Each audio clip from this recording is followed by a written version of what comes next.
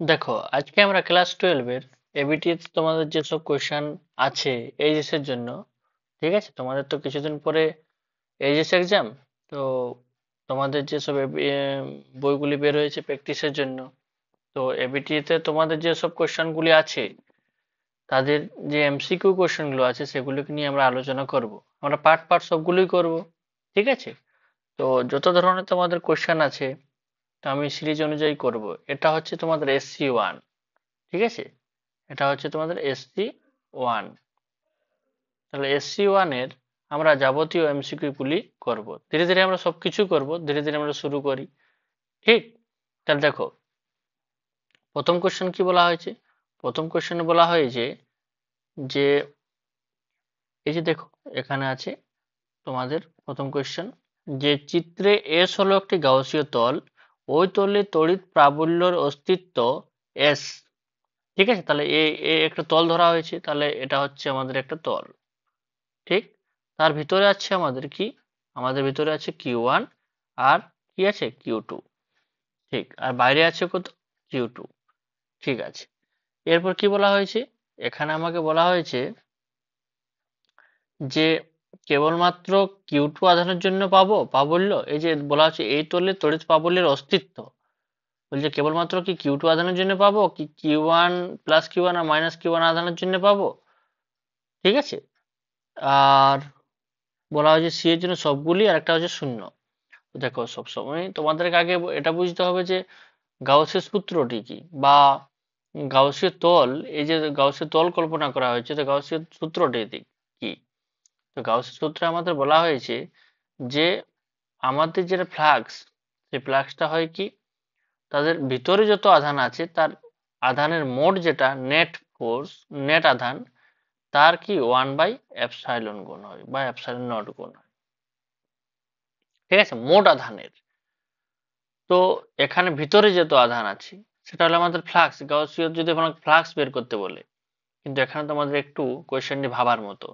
এখানে কি বলা হয়েছে যে ওই তলে তড়িৎ প্রাবল্যের অস্তিত্ব আছে কিনা। তো চিত্রে এস একটি গাউসীয় তল, ওই তলে তড়িৎ প্রাবল্যের অস্তিত্ব কার কার জন্য আছে। দেখো, তড়িৎ প্রাবল্যের যদি অস্তিত্ব বলা হয় তো সিম্পল ভাবে বোঝার চেষ্টা করো যে আমার এখানে প্রাবল্যের অস্তিত্ব Q1 আধানের জন্য আছে, Q2 আধানের জন্য আছে, আবার এখন প্লাস বাইরে যে প্লাস Q2 আছে সেই প্লাস Q2 আধানের জন্য আছে। যদি আমাকে এখানে ফ্লাক্স বের করতে বলতো, যে আচ্ছা বলো ফ্লাক্স, ফ্লাক্স কত হবে, তাহলে কিন্তু আমি বের করতাম যে ফ্লাক্স ফাই সমান, ঠিক আছে, মাইনাস Q1 প্লাস Q2, ঠিক আছে, বাই কত হতো, এটা, ঠিক আছে। কিন্তু এখানে আমাকে ফ্লাক্স বের করতে বলা হয়নি, তাই আমার এটা হবে না এখানে। এখানে আমার কি হবে, এখানে হবে যে সবগুলি আধানের জন্য, সবগুলি আধানের জন্য তড়িৎ প্রাবল্য পাওয়া যাবে, পাওয়া যাবে, ঠিক আছে। স্বাভাবিক জিনিস, কারণ দেখো সবসময় আমাদেরকে দেখতে হবে যে আমাকে কি বের করতে বলা হয়েছে। ফ্লাক্স বের করতে বলা হয়নি। ফ্লাক্স যদি বের করতে বলা হতো তাহলে এটা অ্যান্সার হতো, কিন্তু আমাকে বলা হয়েছে যে তড়িৎ প্রাবল্য আছে কিনা। তো দেখো, এটা আধান যদি হতো এরও তো একটা চারদিকে তড়িৎ ক্ষেত্র থাকবে, এরও থাকবে, এরও থাকবে। তো তড়িৎ প্রাবল্যের অস্তিত্ব বলা হয়েছে, তো তড়িৎ প্রাবল্যের অস্তিত্ব তো সবার জন্য আছে, ঠিক আছে। তাহলে এটা হলো আমাদের প্রথম কোয়েশ্চেন, ঠিক? তাহলে আমাদের প্রথম কোয়েশ্চেন হয়ে গেছে।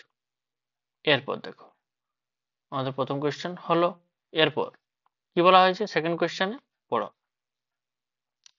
যে সি ধারকত্বের একটি সমান্তরাল পাত ধারককে ভি বিভবে আহিত করা হলো।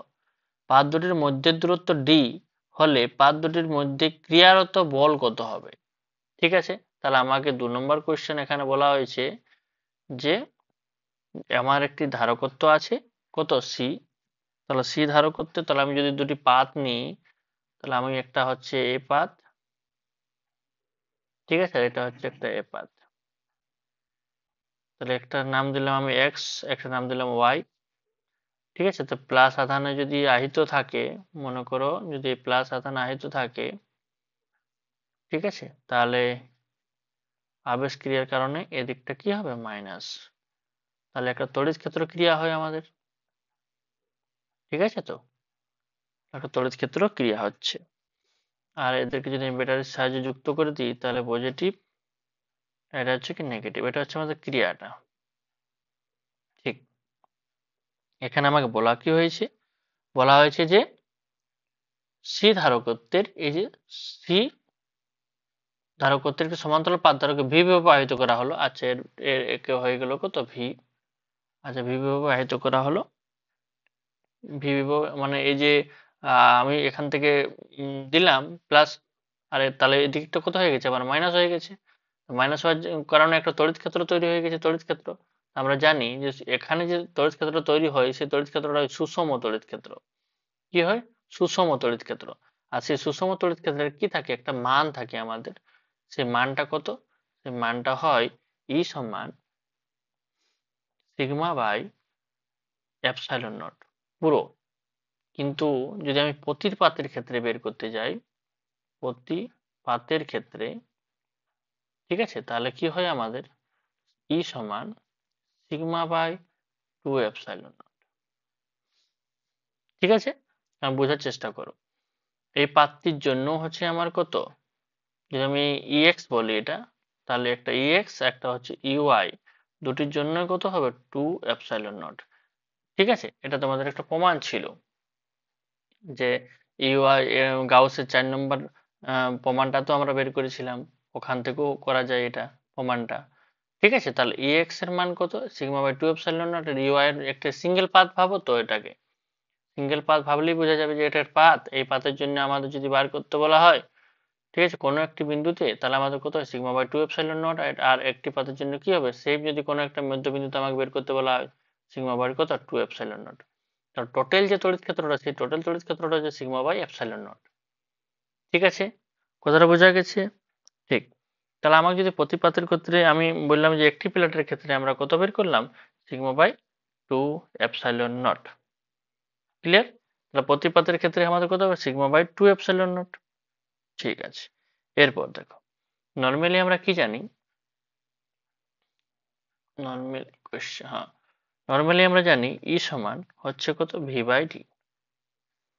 ঠিক আছে, আর এর যে এখানে পাত, এই যে এর যে এখানে পাত, যে সিগমা সমান, আমরা তো জানি যে সিগমা সমান কি হয়, যে কতটা ক্ষেত্রফল জুড়ে আছে, কিউ বাই কত হয় এ, বা কিউ বাই আলফা বলি আমরা, বলি তো। তাহলে বলো, আধান বাই তলমাত্রিক ঘনত্ব, তলমাত্রিক ঘনত্ব সিগমা সমান কি হয়, কিউ বাই এ হয়। তো আমরা যদি এটাকে এভাবে লিখি যে সিগমা এর মানটা কি হবে, সিগমা বাই এপসাইলন নট, তাহলে কি হবে, Q by A epsilon naught. সিগমার মান যদি আমি বসিয়ে দিই এখানে, ঠিক আছে, দেখো এখানে যদি আমি সিগমার মান বসিয়ে দিই, এই যে এখানে, এখানে যদি আমি সিগমার মানটা বসিয়ে দিলাম কিউ বাই এ, তাহলে কত হয়ে যাবে, Q by A epsilon naught. ঠিক আছে, তাহলে এতটা হয়ে গেল আমার। ঠিক, তাহলে এতটা হয়ে গেল আমার ইটা। আবার ই সমান আমি এটাও লিখতে পারি। ঠিক, কিন্তু প্রতি পাতের ক্ষেত্রে যদি আমি বের করতে যাই, প্রতি পাতের ক্ষেত্রে যদি বের করতে যাই, প্রতি পাতের ক্ষেত্রে, ঠিক আছে, তাহলে কত হবে আমার ই সমান কত, Q by 2 A epsilon naught. তোমরা বলবে যে এখানে আমার এটা করার কি দরকার ছিল, আমি ডাইরেক্ট তো প্রথমে এই সূত্রটা লাগিয়ে দিলেই হয়ে যেত। কোনো অসুবিধা নয়, আমাদের একটাই হবে। তোমরা যদি ওটাকে নিয়ে করো তাহলে এখানে 2 দিয়ে করলেই হবে, ডাইরেক্ট 2 দিয়ে হয়ে যাবে। ঠিক আছে, তাহলে প্রতি পাতের ক্ষেত্রে আমরা আমরা একবার দেখালাম যে টোটালটা কি হয়, তার অর্ধেক, মানে যে কোনো একটি পাতের ক্ষেত্রে এটা কি হবে, বা এই পাত্রের ক্ষেত্রে যে কোনো একটি পাত্রের ক্ষেত্রে। ঠিক আছে, দেখো, তাহলে আমাদের বল বের করতে বলা হয়েছে। তো বল বের করার জন্য আমাদের কি দরকার, আমাদের বল বের করার জন্য এফ সমান কিউ ই দরকার। ঠিক আছে, কিউ ই দরকার। তাহলে কিউ ই মানে কত, Q by 2 A epsilon naught. তাহলে হবে কত, Q by Q square by 2 A epsilon naught. তাহলে আমি এখানে লিখতে পারি এফ সমান, যে এখানে কিউ বাই 2 আর Q by A epsilon naught. ঠিক আছে, তাহলে এখানে লিখতে পারি যে কিউ বাই 2 আর এ এপসাইলন নট মানে আমি লিখতে পারি ই। আচ্ছা দেখো, একটা জিনিস এখানে লক্ষ্য করো যে এই যে ই সমান Q by A epsilon naught আর ই সমান ভি বাই ডি, তাহলে আমি বলতেই পারি যে এটা সমান এটা। ঠিক আছে, তাহলে আমি এখানে লিখতে পারি যে কত ভি বাই ডি, কারণ আমার তোমাদেরকে দেখতে হবে একটা জিনিস কি, যে অপশনে তোমাদের কি চেয়েছে। দেখো অপশন আমাদের এখানে অ্যান্সার হয়ে যেত, যদি আমাদেরকে এটাই বলতো অ্যান্সার, তাহলে এটাই অ্যান্সার, এখানেই অ্যান্সার। কিন্তু যেহেতু আমাদের অপশন এ আকারে চেয়েছে, তাই আমরা এ আকারে সেটাকে ট্রান্সফার করছি। ঠিক আছে, এদের যেটা ডিস্টেন্স ডি, সেই ডিস্টেন্সটা কোনটা, পাত দুটির মধ্যবর্তী ডিস্টেন্স ডি। এই যে পাত দুটির মধ্যবর্তী ডিস্টেন্সটা কত, ডি। ঠিক আছে, এরপর দেখো এফ, তাহলে এফ সমান Q V by two D. এখানে কি অপশন আছে, না। দেখো এখানে কোনো অপশন নেই সেভাবে, কিন্তু তাহলে আমরা কি করব, কিউ সমান সিভি যদি বসিয়ে দিই তাহলে কিন্তু আসতে পারে। ঠিক আছে, তাহলে কিউ সমান সিভি, ভি বলতে ভি স্কোয়ার, কারণ সিভি হবে বসলো বাই কত, টু ডি। এখানে লিখে দেবে কিউ সমান কত, সিভি। ঠিক আছে, কিউ সমান সিভি, বাস হয়ে গেল। তাহলে কোনটা হচ্ছে option, CV square by two D. তাহলে CV square by two D তোমাদের অপশনের মধ্যে এটা, এই যে CV square by two D. তাহলে তোমাদের দ্বিতীয় কোশ্চেন হয়ে গেল। ঠিক আছে, এরপর দেখো কি বলা হয়েছে তৃতীয় কোশ্চেন। তোমরা অঙ্কগুলি ভালো করে করো, কারণ আমি অতটা ডিটেলসে বলার চেষ্টা করছি যাতে করে তোমরা যদি অঙ্কগুলি করো তাহলে তোমাদের কি হবে, অনেকটা সুবিধা হবে বাকি অঙ্কগুলি সলভ করার জন্য।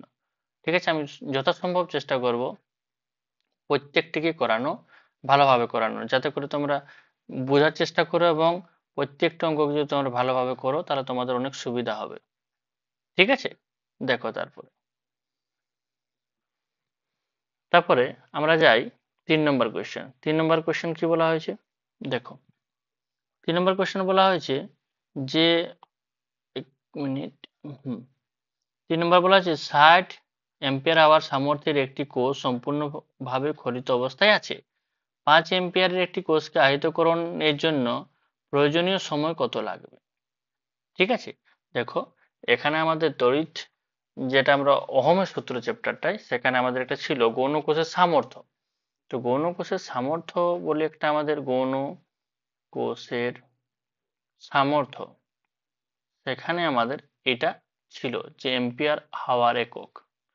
তো আমরা যদি এক্সাম্পল হিসেবে ভাবি যে 50 এম্পিয়ার আওয়ার, 50 এম্পিয়ার আওয়ার আমি এক্সাম্পল করিয়েছিলাম যখন ক্লাসে করাচ্ছিলাম।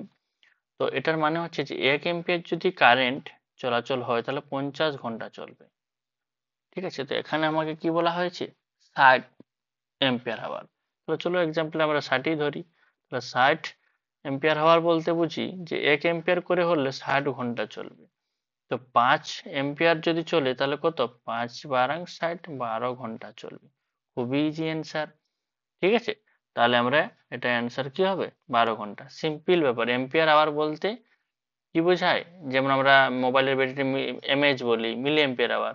তো আমাদের নর্মালি বড় ব্যাটারিগুলোর ক্ষেত্রে কি লিখি, এম্পিয়ার আওয়ার। যে 1 এম্পিয়ার যদি চলে তাহলে কতক্ষণ চলবে, সেটা 60 ঘন্টা চলবে। ঠিক আছে, 60 ঘন্টার পরে সম্পূর্ণ আহিত অবস্থা থেকে সম্পূর্ণ খরিত অবস্থায় সে পৌঁছে যাবে। ঠিক আছে, তাই সেটা কতক্ষণ চলবে, 60 ঘন্টা চলবে যদি 1 এম্পিয়ার চলে তাহলে। কিন্তু এখানে আমার 5 এম্পিয়ার চালাতে হবে। তো যদি আমাকে 5 এম্পিয়ার চালাতে হয় সেক্ষেত্রে আমরা কি বলতে পারি, 12 ঘন্টা চলবে। ঠিক, এরপর দেখো তাহলে আমাদের 3 নম্বর কোয়েশ্চেন হয়ে গেল। ঠিক, তারপর আমাদের 4 নম্বর কোয়েশ্চেন দেখো কি বলা হয়েছে। ঠিক, তাহলে দেখো 4 নম্বর কোয়েশ্চেন পড়ো। দেখো 4 নম্বর কোয়েশ্চেনে বলা হয়েছে যে এম ভরের,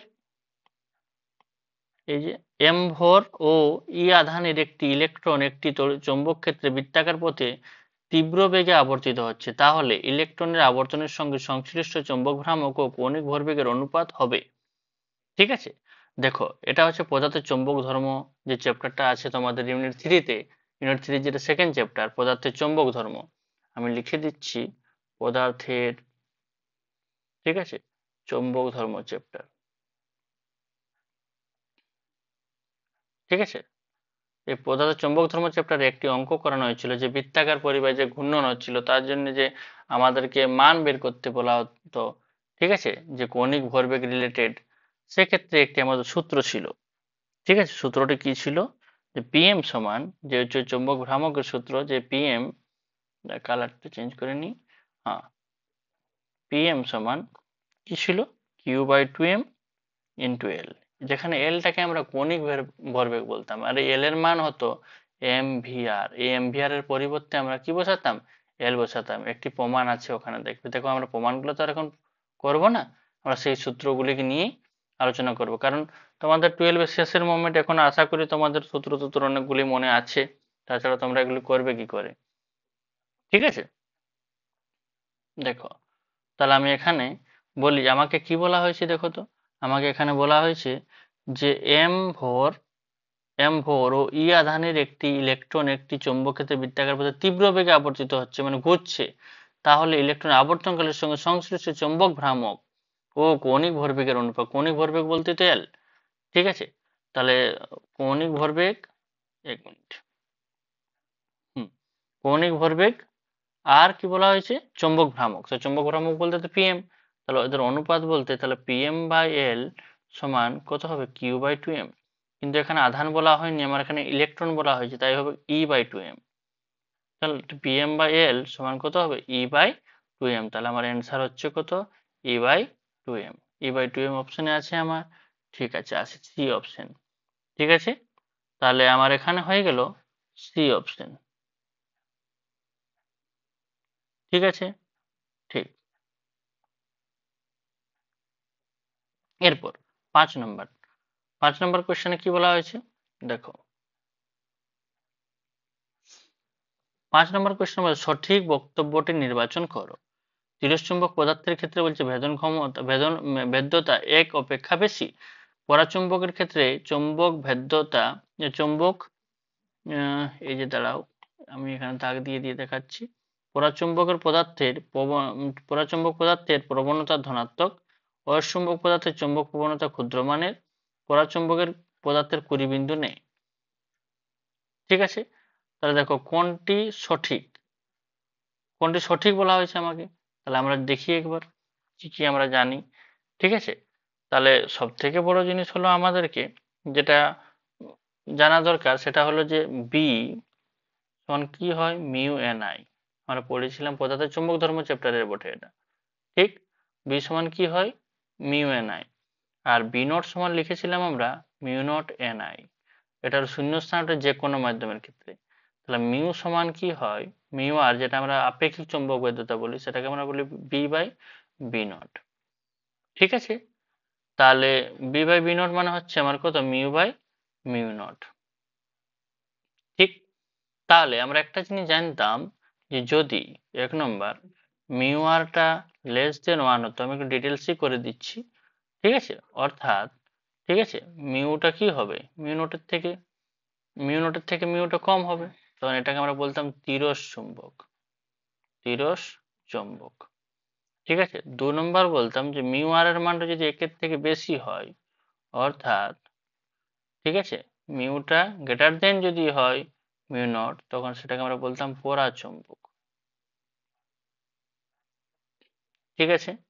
আর 3 নম্বর যে কোনটা বলতাম, মিউ আরটা ভেরি ভেরি গ্রেটার দেন যদি আমরা বলতাম 1, তখন সেটাকে আমরা বলতাম অয়স্চুম্বক,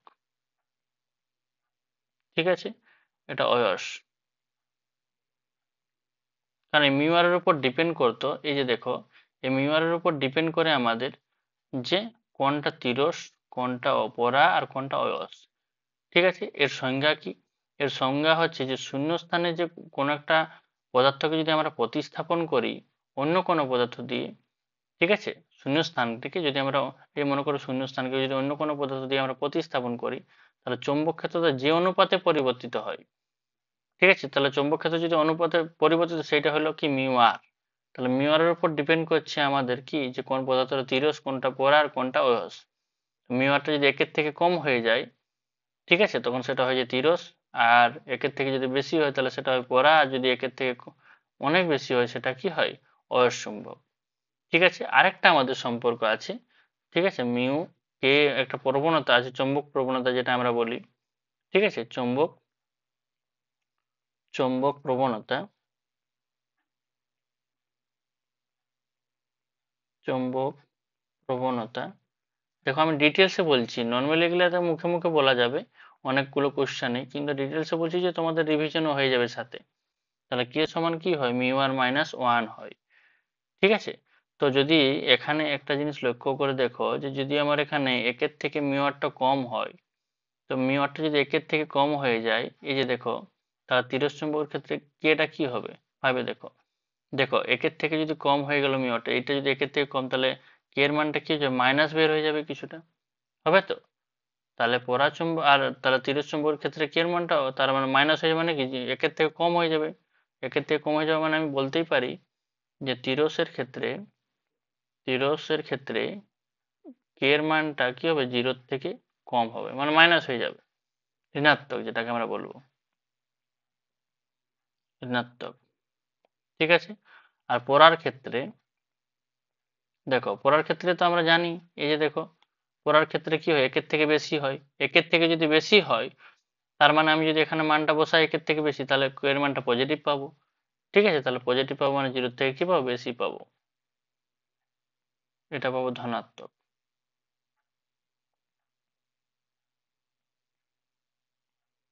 ঠিক আছে, বুঝতে পারা গেছে। আর অয়সের ক্ষেত্রে তো বোঝাই গেছে অনেক বেশি হয়ে যাবে। তাহলে এরপর দেখি আমরা অপশন। দেখো এগুলি হয়েছে রিভিশনের মতো, তোমাদের অনেক সুবিধা হবে এগুলি, তোমাদের পড়ার সময়ও বা অঙ্কগুলি করার সময়ও তোমাদের এই সাথে সাথে রিভিশনটাও হয়ে যাবে। আমি চেষ্টা করবো সেভাবে ডিটেলসে করার, ঠিক আছে। তাহলে দেখো এখানে কি বলা হয়েছে আমাকে অপশনে, এখানে বলা হয়েছে যে পরাচুম্বক পদার্থের চৌম্বক প্রবণতা ধনাত্মক। অবশ্যই পরাচুম্বকের ক্ষেত্রে চৌম্বক প্রবণতা কি আছে, ধনাত্মকই আছে। তাহলে দেখো আমার অপশন হয়ে গেল এটাই, ধনাত্মক, ঠিক। তাহলে হয়ে গেল আমার কোয়েশ্চেন 5। তাহলে এটা হয়ে গেল আমার পরা পরাচুম্বক পদার্থের চৌম্বক প্রবণতা ধনাত্মক, ঠিক। তারপর 6 নম্বর কোয়েশ্চেন,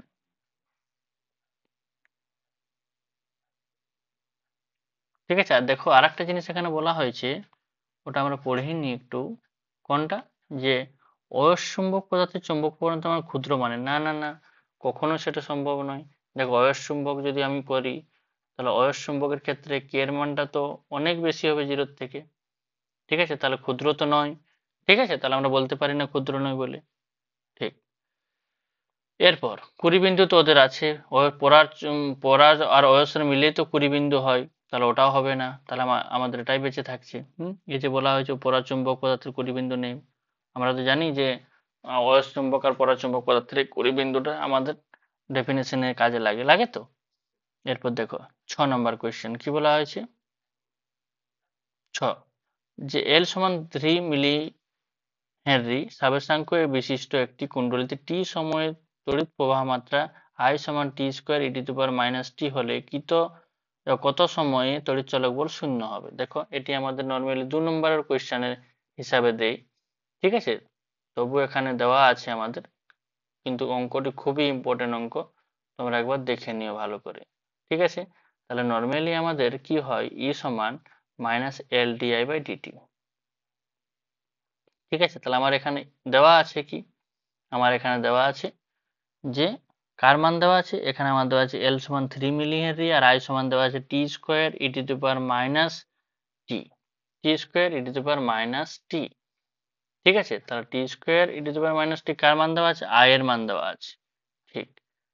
তাহলে নর্মালি যদি আমি আগে বের করি ই সমান, তাহলে কত হবে, minus L D by D T, ঠিক আছে। তাহলে আমি যদি মানটা বসিয়ে দিই, তাহলে কত হবে, t square e to the power minus t, ঠিক। তাহলে আমরা যদি ডেরিভেটিভ করি, তোমাদের যে ক্যালকুলেশন যখন আছে তোমাদের এটি করতে অসুবিধা হবে না, ঠিক আছে। তাহলে কত হবে, একটা কিস্তি থেকে একটা ডেরিভেটিভ করব, তাহলে টি স্কোয়ার, তাহলে আগে এটাকে করে নিই, ই টু দি পাওয়ার মাইনাস টি টাকে স্থির রাখলাম, আর টি স্কোয়ার ডেরিভেটিভ, এটা জানো তো যে এটাকে স্থির রেখে এটার ডেরিভেটিভ, আবার এটাকে স্থির রেখে এটার ডেরিভেটিভ, ঠিক। তাহলে e to the power minus টি, আর টি স্কোয়ার ডেরিভেটিভ কত, 2t, ঠিক আছে, মাইনাস হয়ে যাবে একটা, তাহলে প্লাস, প্লাস হয় নর্মালি, প্লাস দিলাম। এবার কাকে স্থির রাখবো, এখানে আবার টি স্কোয়ার স্থির রাখবো, আর e to the power minus টি, আর e to the power minus t এর জন্য আরেকবার মাইনাস হবে। এই যে দেখো, একবার আমরা একে স্থির রাখলাম, যে প্রথমে একে স্থির রাখলাম, তারপর এর ডেরিভেটিভ, তার জন্য টু টি হয়েছে, একটা প্লাস হবে মাঝে। আবার টি স্কোয়ার, টি স্থির রাখলাম, e to the power minus t derivative minus t, যেহেতু মাইনাস টি আছে তাই মাইনাস টির আরেকবার ডেরিভেটিভ মাইনাস, শুধু মাইনাস হবে, তাই মাইনাস মাইনাসে কি হয়ে যাবে, প্লাস মাইনাসে মাইনাস হয়ে যাবে, তাই এটি মাইনাস। ঠিক আছে, তো আশা করি এটা বোঝা গেছে। এটা তোমাদের নর্মালি পারার কথা, তোমাদের ক্যালকুলাস আছে এত বড় তখন। ঠিক, তাহলে ই সমান minus L E to the power minus টি, আর টি কমন গেল, তাহলে কত হবে, টি মাইনাস, তাহলে হয়ে যাবে আমাদের কত, টু মাইনাস টি, তাহলে হবে কত, এল ই to the power minus t, ঠিক আছে, ইন্টু টি, তাহলে কত হবে, টি মাইনাস টু ই। এখানে বলেছে তড়িৎ চালক বল কখন শূন্য হবে, তড়িৎ চালক বল যদি শূন্য করে দিই আমি, তাহলে l E to the power minus t into t, তাহলে টি মাইনাস টু, তাহলে কত হবে, যে টি মাইনাস টু সমান শূন্য, তাহলে টি সমান কত হবে, 2 সেকেন্ড। তাহলে টি সমান কত হবে, 2 সেকেন্ড। ঠিক আছে, আর কখন শূন্য হতে পারে, যে সময় যখন শূন্য হবে সেই সময়। দেখো, একটা হতে পারে কখন, বোঝার চেষ্টা করো জিনিসগুলোকে, যে টি এর মান যদি শূন্য হয় তাহলে হবে আমার, ঠিক আছে, আবার কখন হতে হবে, টি এর মান 2 যদি হয় তাহলেও শূন্য হবে, এটা ঠিক। দেখো, এই যে সমীকরণটি লক্ষ্য করো, আমার এখানে আমি একটি বক্স করে দিচ্ছি, কারণ এটি অনেক কাজের সমীকরণ আমাদের। এটি তো হচ্ছে আমার মেন সমীকরণ, এবার প্রথমে আমরা যা কন্ডিশন অ্যাপ্লাই করছি।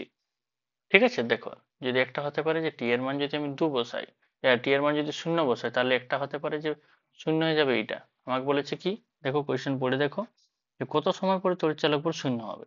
তো একটা হতে পারে কি, টি সমান 0 সময় পর, তো টি সমান 0 তো এক্স্যাক্টলি অ্যান্সার নয়। কেন, কারণ টি সমান 0 সময় কত সময় পরে বলা হয়েছে, বলা হয়তো তো নেই যে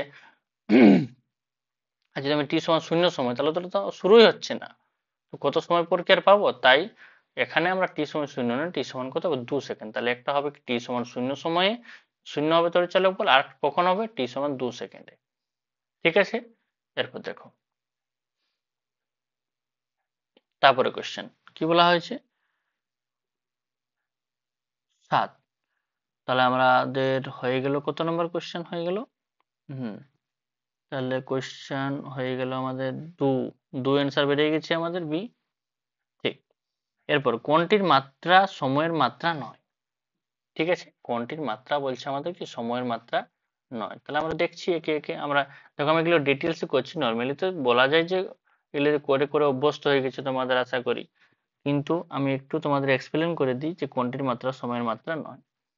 ঠিক আছে, দেখো, আমি যদি আরসির মাত্রা বের করতে যাই, বা সিআর বলি যেটা আমরা, তো যদি আমি বের করতে যাই, তাহলে আরসি সমান হচ্ছে যে এই যে ওহম ইন্টু ফ্যারাডে। ঠিক আছে, এই যে আর মানে, আর এর একক কি, আর একক জানা আছে তোমাদের, আর এর একক হচ্ছে কি আমাদের ওহম, আর সি এর একক হচ্ছে ফ্যারাডে। ঠিক আছে, সি হচ্ছে ধারকত্ব, তাই সি এর একক ফ্যারাডে, ধারকত্বের একক কি হয়, ফ্যারাডে। ঠিক আছে, আর ওহম, ওহম সমান কি হয়, ভোল্ট পার এম্পিয়ার ইন্টু ফ্যারাডে কুলম পার ভোল্ট। ঠিক আছে, তোমরা যদি জানা না থাকে তো আমি সাইডে লিখে দিচ্ছি, ভি সমান আই আর হয়, তাহলে আই সমান হবে কত, ভি বাই আর, ভি মানে হচ্ছে ভোল্ট পার কি হচ্ছে ওহম। ঠিক আছে, বোঝা গেছে, তাহলে ভোল্ট পার ওহম। কিন্তু আমি যদি আর বের করতে যাই, আমাকে তো ওহম ছিল, তাহলে আর বের করতে যাই, তাহলে আর সমান হবে কত, V by I, V by I মানে কি, ভোল্ট পার এম্পিয়ার। এই যে দেখো, তাহলে ওহম সমান কি হচ্ছে, ভোল্ট পার এম্পিয়ার। ওই জন্য আমরা এখানে বসিয়েছি, এই যে এখানে বসিয়েছি, ওহমের জায়গায় কি ভোল্ট পার এম্পিয়ার বসিয়েছি, আর ফ্যারাডের জায়গায় কি কুলম পার ভোল্ট বসিয়েছি। কেন, ওটাও বলে দিচ্ছি আমি কেন বসিয়েছি, কারণ কিউ সমান কি হয়, সিভি। ঠিক আছে, এখানে লিখে দিচ্ছি আমি, কিউ সমান কি হয়, সিপি। তাহলে আমাকে বের করতে হচ্ছে সি সমান, কারণ সি মানে তো ফ্যারাডে, তাহলে কিউ বাই ভি, তাহলে ফ্যারাডে সমান কি হচ্ছে, কুলম পার ভোল্ট। ঠিক আছে, তাহলে এগুলো হচ্ছে আমাদের কি ছোট ছোট বেসিক জিনিস, যেগুলো আমাদেরকে জানতে হবে, একটা এটা আর একটা কোনটা, এটা হয়েছে। এরপর দেখো, একটা এবার যদি আমি বলতে যাই যে ভোল্ট পার এম্পিয়ার মানে তো হচ্ছে আমার এখানে কেটে গেল কি কি, এখানে কেটে গেল আমার এই যে ভোল্ট, তাহলে কুলম্ব পার এম্পিয়ার বেঁচে থাকছে, আর কুলম্ব পার এম্পিয়ার মানে হচ্ছে আমার কি সেকেন্ড। সেকেন্ড কেন? কারণ বি সমান কিউ সমান কত আইটি, ঠিক আছে? তাহলে টি সমান কত কিউ বাই আই, কিউ মানে কি কুলম্ব পার এম্পিয়ার, তাই সেকেন্ড হচ্ছে আমার। বোঝা গেছে? ভালো করে বুঝে রাখো, অঙ্কগুলি 2 নম্বরও চলে আসে, 3 নম্বরও চলে আসে, পার্ট পার্ট করে তোমাদের দিয়ে দেবে, তাই অঙ্কগুলি জেনে রাখো। তারপর কি বলা হয়েছে আমাকে কোয়েশ্চেনের মধ্যে? তারপর কোয়েশ্চেনের মধ্যে আমাকে বলা হয়েছে কি একটা হলো এল বাই আর, একটা হলো সি আর, আর একটা হচ্ছে রুট এল সি। আচ্ছা, তাহলে এল বাই আরটা বের করি আমরা। তাহলে এল বাই আর যদি বের করতে বলা হয়, এল বাই আর, ঠিক আছে, তাহলে কি হবে? নর্মালি আমরা সমীকরণ কি জানি, ই সমান এল ডিআই বাই ডিটি, জানি তো? ঠিক আছে, তাহলে ই এর একক কি ভি, এইচ এর একক কি, এল এর একক এইচ, হেনরি, ঠিক আছে, সাপের সংখ্যার একক হেনরি, এটা কি হয় এম্পিয়ার পার সেকেন্ড। ঠিক আছে, তাহলে আমরা বলতে পারি যে ভোল্ট পার এম্পিয়ার ইন্টু সেকেন্ড সমান এইচ। ভোল্ট পার এম্পিয়ারটাকে তো আমরা বলি ওহম, এই যে এখানেই বললাম আমি তোমাদেরকে, এই যে এখানে এই ভোল্ট পার এম্পিয়ার মানে ওহম, ঠিক আছে? তাহলে ইন্টু সেকেন্ড সমান কি হেনরি, আর হেনরি পার ওহম, ঠিক আছে, সমান হচ্ছে কি সেকেন্ড। ঠিক, তাহলে আমি এখানে বলতে পারি যে হেনরি, এটাকে আমি যদি এর রাশিগুলা দিয়ে লিখি, তাহলে হেনরি কার একক হয় এল একক, আর ওহম কার একক হয় আর এর একক, তাহলে এটা কি হবে সেকেন্ড। তাহলে এতটা বোঝা গেল আমার। এখন তারপরে আমাদের কি আছে? তারপরে আছে আমাদের এলসি, ঠিক? তাহলে এলসি বের করে নিই। তাহলে এলসি যদি আমরা বের করি, তাহলে নর্মালি আমরা একটা সমীকরণ জানতাম শ্রেণী অনুনাদের ক্ষেত্রে, ওমেগা স্কোয়ার সমান 1/LC, ঠিক আছে? এই যে সেই 1/√LC আর সেই ওমেগার মানটা আমরা পেয়েছিলাম, এই যে এরকম একটা ছবি ছিল, এরকম একটা ছবি ছিল, ঠিক আছে, এই মানটা, তাহলে ওমেগার মানটা পেয়েছিলাম কত 1/LC আর √LC, ঠিক আছে, তো ওটাই হচ্ছে আমাদের। তাহলে এখানে ওমেগা স্কোয়ার, তাহলে এখানে যদি আমি ওমেগা স্কোয়ার করতে যাই তাহলে কত হবে? মানটা যদি আমি এলসির মান বের করতে যাই, তাহলে এলসির মান কত? 1 মিনিট, এলসির মান হচ্ছে 1/ওমেগা স্কোয়ার, আর ওমেগা মানে হচ্ছে 2πn, তাহলে 2πn তার কি হোল স্কোয়ার, আর এন মানে তো হচ্ছে 1/t, তাহলে এটা তো সব ধ্রুবক, তাহলে উপরে চলে যাবে টি স্কোয়ার, তাহলে এলসি যেটা আমার হচ্ছে সেটা হচ্ছে টি স্কোয়ার, যেটা হবে না, ঠিক? এবার যদি আমি বলি যে রুট এলসি কি হবে, তাহলে রুট এলসি যদি বলা হতো তাহলে হতো কি √t², তাহলে হতো ওটা সময়, তাহলে দেখো তিনটি জিনিস সময়ের সঙ্গে ডিপেন্ড করছে, সেকেন্ড, তাহলে সেকেন্ড হচ্ছে এটাও। তাহলে দেখো একটা জিনিস লক্ষ্য করে দেখো যে তিনটি জিনিস আমাদের সেকেন্ড হচ্ছে, একটা হচ্ছে কোনটা, একটা হচ্ছে রুট এলসি, একটা হচ্ছে এল বাই আর, আর একটা হচ্ছে কি আর সি। তাহলে এই তিনটি জিনিস হচ্ছে আমাদের সেকেন্ড, এটাও সেকেন্ড বের হচ্ছে, এটাও সেকেন্ড বের হচ্ছে, এটাও সেকেন্ড বের হচ্ছে, শুধু এলসিটা সেকেন্ড বের হচ্ছে না, এটা কত হচ্ছে টি স্কোয়ার বের হচ্ছে, টি স্কোয়ার। তাহলে কি বলা হয়েছে আমাকে কোয়েশ্চেনের মধ্যে এখানে আমাকে বলা হয়েছে যে কোন সময়ের মাত্রা নয়, তাহলে আমাদের অপশন হবে কি এলসি, ঠিক আছে? তাহলে আমাদের অ্যান্সার কি হবে এলসি, তাহলে আমি দাগ দিয়ে দিচ্ছি, অ্যান্সার হবে আমাদের এলসি, ঠিক? এরপর এরপর আছে আমাদের 8 নম্বর কোয়েশ্চেন। 8 নম্বর কোয়েশ্চেন কি বলা হয়েছে যে হুম বলা হয়েছে যে ধনাত্মক জেড অক্ষ বরাবর গতিশীল একটি তড়িৎচুম্বকীয় তরঙ্গের, ঠিক আছে, তরঙ্গের ক্ষেত্রে তড়িৎ ক্ষেত্র ও চৌম্বক ক্ষেত্রের প্রদত্ত কোন সমীকরণটি দ্বারা সূচিত করা হয়? আচ্ছা, তাহলে তড়িৎ চুম্বকীয় তরঙ্গের ক্ষেত্রে আমরা জানতাম যে যদি চৌম্বক ক্ষেত্র তড়িৎ ক্ষেত্র একদিকে কম্পিত হয়, চৌম্বক ক্ষেত্রে একদিকে কম্পিত, তাহলে তো ওদের গতির যে অভিমুখটা হয় সেটা হয় কি, মানে সবাই তিনজনের সাথে কি থাকে 90 ডিগ্রি অ্যাঙ্গেলে থাকে। তাহলে একটি হয় কি ই ক্রস বি, একটি মনে করো যদি আমার ই হলো, একটি যদি বি হয়, তাহলে এটা আমাদের হচ্ছে গতির অভিমুখ কি, আমরা পড়েছিলাম যে ই ক্রস বি ভেক্টর সমান কত কে ভেক্টর, যেটা আমরা বলতাম কি যে তড়িৎ চুম্বকীয় তরঙ্গের অভিমুখ, তড়িৎ চুম্বকীয় তরঙ্গের অভিমুখ, ঠিক আছে। তো তো ই ক্রস বি যদি আমি করি, তাহলে ই এর মানটা যদি আমার জেড পাওয়া যাবে বলছে, জেড, ওটা তো বলা হয়েছে আমার এখানে কি, যে ধনাত্মক জেড অক্ষ বরাবর গতিশীল একটি তড়িৎচুম্বকীয় তরঙ্গ। তাহলে জেড তখনই হবে যদি ই ক্রস বি হয়, ই এর মানটা যদি আমার আই ক্যাপ হয়, আর এর মানটা যদি জে ক্যাপ হয়, তবেই আই ক্রস জে সমান কি হবে, কারণ আমরা জানি যে আই, জে আর কে। আই এর সঙ্গে যদি আমি জে ক্রস করি, তবেই যে আমি কি পাবো, কে পাবো। তাহলে কোন সমীকরণটিতে আমাদের আছে সেটা আমরা দেখি একবার। তাহলে এখানে আমাদের আছে কোন সমীকরণটিতে, এখানে আছে ই নট আই ক্যাপ আর বি নট জে ক্যাপ, তাহলে হচ্ছে আমাদের অপশন এ। তবেই তো আমাদের ই ক্রস বি হবে, তখন আমরা কি পাবো, আই ক্রস জে পাবো। দেখো এখানে বি অপশনে আই আর জে আছে, ঠিক আছে। তাহলে ই নট দুটোই আমাদের আই আর জে আছে, ডিটাতে কে আর আই আছে। এখানে এদের মনে হয় টাইপিং মিস্টেক হয়ে গেছে, দুটি কোশ্চান সেম টু সেম আছে, ঠিক আছে। এই যে দেখো, দুটি কোশ্চেন কি আছে, সেম টু সেম আছে, মানে দুটি অপশন। ওটা তো সম্ভব নয়, দুটি কোশ্চেন কি করে সেম টু সেম হবে, মানে অপশন। তাই একটি হয়তো ওদের আলাদা কিছু হবে, তাহলে আমাদের অপশন এটাই হবে যে ই নট আই ক্যাপ আর বি নট কত, জে ক্যাপ, মানে আই আর জে যেখানে থাকবে। দুই ক্ষেত্রেই এদের আই আর জে আছে, দেখো ই নট আই ক্যাপ আর বি নট জে ক্যাপ, দুটি সেম আছে, ঠিক আছে। তাহলে আমাদের এটাই অ্যান্সার হবে আই ক্রস জে, তাহলে আমরা কি পাবো, জেড পাবো, ঠিক আছে। তাহলে এই দুটি একই অ্যান্সার, কিন্তু এটা অপশনগুলো একই আছে, এখানে আর একটি অপশন আমাদের একই আছে এর পরের কোয়েশ্চেনটিতে, ঠিক। দেখো এরপরে কি বলা হয়েছে, কাঁচ নির্মিত একটি সমতলাবতল লেন্সের ক্ষেত্রে, সমতলাবতল বলতে আমরা কেমন বুঝি, সমতলাবতল বলতে মানে একদিকটা সমতল, এবং এই যে মনে করো কত নম্বর কোয়েশ্চেন বলা হয়েছে, 9 নম্বর, ঠিক আছে। তাহলে একদিকটা সমতল আর একদিকটা হচ্ছে আমাদের কি, এই যে এর সমতলাবতল। তাহলে একটির ব্যাসার্ধ হচ্ছে আমাদের কি আর1, একটির ব্যাসার্ধ হচ্ছে কত, আর2। তো আর1 এর মান তো আমাদের এখানে ইনফাইনাইট হবে, ঠিক আছে, যেহেতু এটা সমতলের ক্ষেত্রে আমাদের কি হয়, এই সমতলের ক্ষেত্রে কি হয়, আমাদের ইনফাইনাইট হয়। আর আর2 মান তো এখানে দেওয়া আছে কত, আমাদের আর2 মান দেওয়া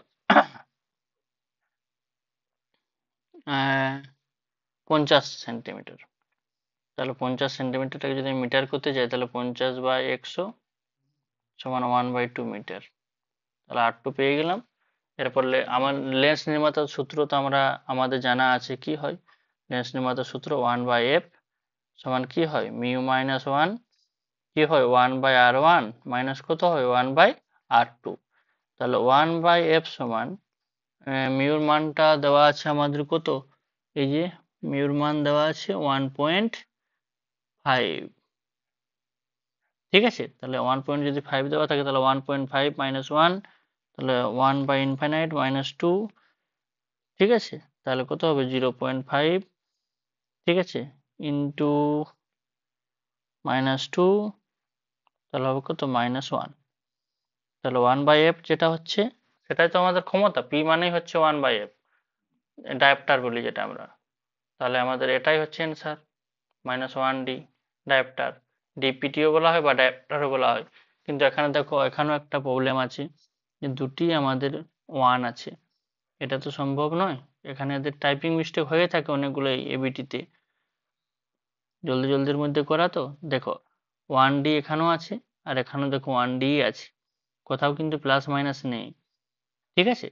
তো আমাদের যে কোনো একটি অপশন হবে, কারণ 1d অ্যান্সার তো, তাই এখানের হিসাবে আমাদের এটিও অ্যান্সার হবে, বা তারপরেরটি সিটিতেও অ্যান্সার হবে, ঠিক, কারণ দুটি অ্যান্সার তো একই আছে। এরপর দেখো 10 নম্বরে কি কোয়েশ্চেন বলা হয়েছে, 10 নম্বরে দেখো,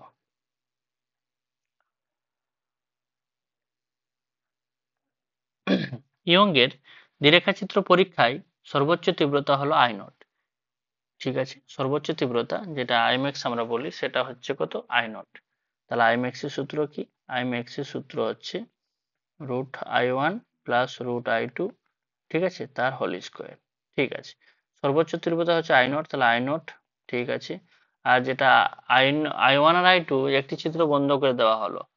আচ্ছা, তাহলে আই ওয়ান আর আই টু যেটা ধরছি আমরা, কত ধরছি, আই, ঠিক আছে। তাহলে আই যদি ধরি তাহলে কত হবে, রুট আই, আই প্লাস কত, রুট আই তার হোল স্কোয়ার মানে হচ্ছে কত, টু রুট আই তার হোল স্কোয়ার মানে হচ্ছে ফোর আই। তাহলে একটি হচ্ছে আই, দেখো দুটিকে আমরা আই ধরেছি, ভালো করে বোঝার চেষ্টা, দুটি যে তীব্রতা ও দুটোকে আমরা আই ধরেছি, তাহলে যে কোনো একটির ক্ষেত্রে কত বার হবে, আই সমান আই নট বাই ফোর বার হবে। অনেক সিম্পল অঙ্ক এটি। দেখো দুটি ছিদ্র দিয়ে বের হবে, দুটি ছিদ্র দিয়ে যাবে, তো একটি ছিদ্র দিয়ে যাবে, তো একটি যদি আই হয় তো আরেকটি আই ধরেছি আমি, আই ওয়ান আর আই টুর মানটা কত ধরেছি, আই, এটা কত হবে, একটি ছিদ্র যদি বন্ধ করে দেওয়া হয় তাহলে কত হবে, আই নট বাই ফোর হবে। ঠিক আছে, এরপর দেখো 11 নম্বর।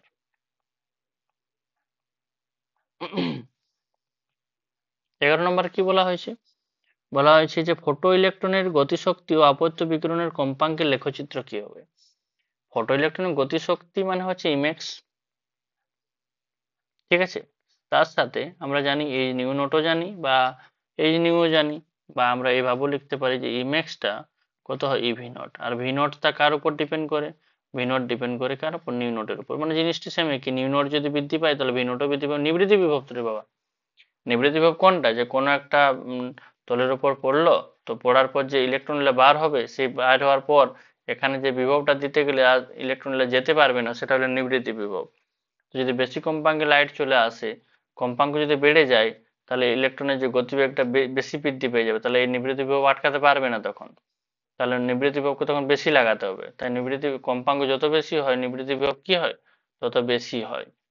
ঠিক আছে, তাহলে আমাদের গ্রাফ কোনটা হবে, এখানে আমাদের গ্রাফ হবে কোনটা, দেখো সিম্পল ভাবে ভাবনার চেষ্টা করো একটু, যে যদি আমাদের এটা গ্রাফ হওয়ার কথা সবসময় আমাদের এটাই, যেহেতু সমানুপাতি, যে সমানুপাতি, তাহলে গ্রাফ হওয়ার কথা আমাদের সবসময় এটাই, এটাই, এই যে এটা, এটাও হওয়ার কথা। কিন্তু একটু চিন্তা ভাবনা করো, যদি আমি এটা নিই, তো আমার এটার মানে কি বোঝাচ্ছে, যে গতিশক্তি জিরো থেকে শুরু হচ্ছে, আর আমার এখানে কম্পাঙ্কটাও জিরো থেকে শুরু হচ্ছে। তো কম্পাঙ্ক কি জিরো থেকে শুরু হতে গেলে কি আমার বের হবে, কম্পাঙ্ক জিরো থাকলে কি বের হবে না, কম্পাঙ্ক কিছুটা থাকা দরকার আগে থেকে, কম্পাঙ্ক কিছুটা আগে থেকে থাকা দরকার। যে মনে করো 10 কম্পাঙ্ক আছে, তবে তো আমার সেটা নিয়ে গতিশক্তি নিয়ে বের হবে। আর কম্পাঙ্কই নেই, শূন্য কম্পাঙ্ক থেকে কি গতিশক্তি নেবে না, কম্পাঙ্কটা আমার আগে থেকে কিছু একটা থাকবে। ঠিক আছে, তাই কম্পাঙ্ক যদি আগে থেকে আমার কিছু একটা থাকে, তাহলে আমার সেক্ষেত্রে সেটা কি হবে, এটা হবে। তাই এটা হলো সূচনা কম্পাঙ্ক বলি। তোমার যদি আমি গ্রাফটা আঁকতে যাই, গ্রাফটা যদি আমি আঁকতে যাই তাহলে আমার হবে এই মতো গ্রাফটা। ঠিক আছে, যে আগে থেকে কিছু একটা আছে আমার, এটা হচ্ছে কম্পাঙ্ক নিউ, ঠিক আছে, কিন্তু এটা হচ্ছে আমার কি সূচনা কম্পাঙ্ক নিউ নট, আর এটা হচ্ছে আমার কি তো ইমেক্স। ঠিক আছে, আর যদি আমি এখান থেকে শুরু করতাম, ঠিক আছে, এই যে এখান থেকে যদি আমি শুরু করতাম, তাহলে এখানে বোঝাচ্ছে কি যে কম্পাঙ্ক প্রথমে জিরো ছিল, জিরো থেকে তো হবে না, প্রথমে তো কিছু তো হোক একটা কম্পাঙ্ক ছিল, তবে তো আমার লাইটটা এসেছিল আর ওর পাওয়ার একটা ছিল। ঠিক আছে, তারপর আমি যত বৃদ্ধি করবো সেই হিসাবে হবো। ঠিক, 12, 12 নম্বর কি বলা হয়েছে, 12 নম্বরে বলা হয়েছে যে এই যে এখানে নিচে যে 4 1 থেকে হয়েছে আমার হিলিয়াম, আর এত শক্তি উৎপন্ন হয়েছে।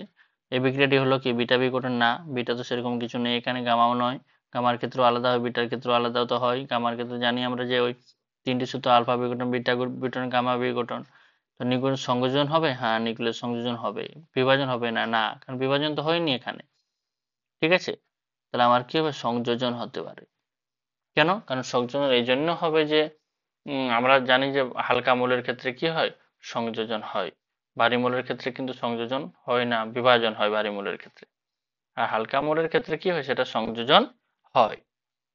বুঝতে পারা গেছে। তারপরে কোয়েশ্চেন, তাহলে এটা হচ্ছে আমাদের কি নিউক্লিয় সংযোজন, তাহলে নিউক্লিয় সংযোজন হচ্ছে এটা। ঠিক, তারপরে ট্রানজিস্টারে আলফা দেওয়া আছে, আচ্ছা আলফা দেওয়া আছে, কত দেওয়া আছে, 0.96, আর বিটা দেওয়া আছে কত, বিটাটা বের করতে বলা হয়েছে। তাহলে বিটা সমান তো আমরা জানি যে আলফা বাই 1 মাইনাস আলফা। তাহলে আলফা কত হচ্ছে 0.96 বাই 1 মাইনাস 0.96। তাহলে এটা হচ্ছে কত আমার 0.96 বাই 0.04। তাহলে হচ্ছে কত 24। ঠিক, তাহলে এটা হচ্ছে আমার কত 24। তাহলে অপশন এখানে আমার হচ্ছে 24। তারপর কি বলা হয়েছে এই কোয়েশ্চেনটা, সঞ্চার ব্যবস্থার প্রধান অংশ হলো প্রেরক, গ্রাহক, সঞ্চার প্রণালী সবকটি। সবগুলি অবশ্যই, প্রেরক দরকার হবে, গ্রাহকও দরকার হবে আমার, আর সঞ্চার প্রণালীও দরকার হবে। তাছাড়া তো সম্ভব নয় নিয়ে যাওয়া কোনো একটি তথ্যকে এক জায়গা থেকে অনেক জায়গা। বুঝতে পারা গেছে? দেখো আমি তোমাদেরকে চেষ্টা করলাম যে এখানে যতগুলি তোমাদের এমসিকিউ আছে টেস্ট পেপারে, ঠিক আছে, সেই সমস্ত টেস্ট পেপারে মানে যতগুলি এমসিকিউ আছে তোমাদের এবিটি SC1, এটা হচ্ছে তোমাদের SC1 এর ক্ষেত্রে। ঠিক আছে, তাহলে SC1 এর ক্ষেত্রে তোমাদেরকে যে যা যা এমসিকিউ আছে সেগুলো তোমাদেরকে করালাম। আমি চেষ্টা করব পরের ভিডিওতে পরের এমসিকিউ গুলি করাতে। তোমরা ভিডিওটি ভালো লাগলে তোমরা অবশ্যই সাবস্ক্রাইব করো আর বন্ধুদের সাথে শেয়ার করো, ঠিক আছে, যাতে করে আমি তোমাদেরকে আরো কিছু করাই, তোমাদেরও ভালো লাগবে করতে। তোমাদের যদি ইচ্ছা আর যদি কোনো তোমাদের কোয়েশ্চেন থাকে তাহলে তোমরা অবশ্যই কমেন্ট বক্সে জানিও। ঠিক আছে, থ্যাংক ইউ।